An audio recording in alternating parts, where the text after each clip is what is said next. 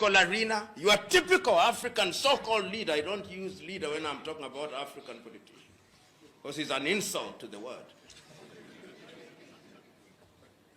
Their agenda is thinking from one election to the other. No big ideas. You go to China, see big thinking. The Chinese are now thinking about how they will relate to Africa 100 years from today. 100 years from today. None of us will be alive. None of them will be alive. That is why they have, you go to any serious university in Africa now, they have a Confucius Institute. They are here to take charge of your mind so that you begin thinking like Chinese. They are teaching your children, you of the middle class, your children, you now tell them learn English and learn Mandarin. Because they are creating leaders in their own image. You know, when there was the conference in Sharm el-Sheikh, the COPs 27, Nigeria had the largest delegation with 486 or thereabouts, followed by Kenya with 386 or thereabouts. China had 193 or thereabouts. The United States 186 or thereabouts. Half of the individuals from Nigerian and Kenyan delegation were dead weight who were shopping in Sharm el-Sheikh. They had no idea what was happening. So when they come, they are now waiting for the conference in United Arab Emirates on 23rd to 25th November this year.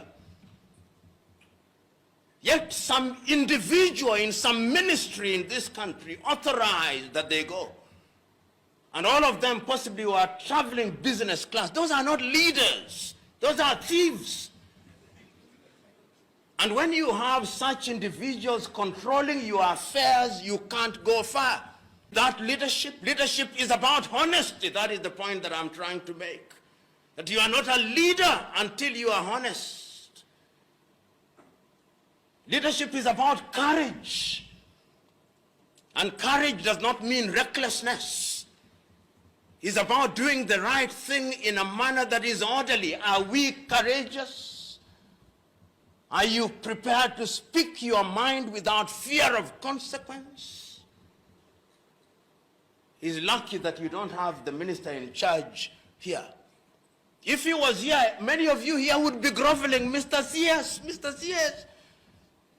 That's what we do in Africa. We see public officials and we go on a worship mode. And we don't tell them the truth. So somebody who is a CS, somebody who is a PS is being worshipped and you claim you are a leader?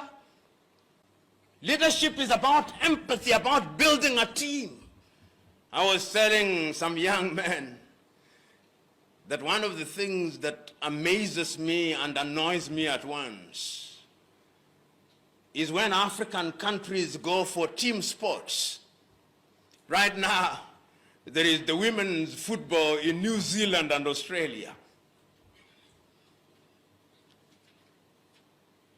And when African countries score a goal and lose, the newspapers in Africa report that African team has done very well.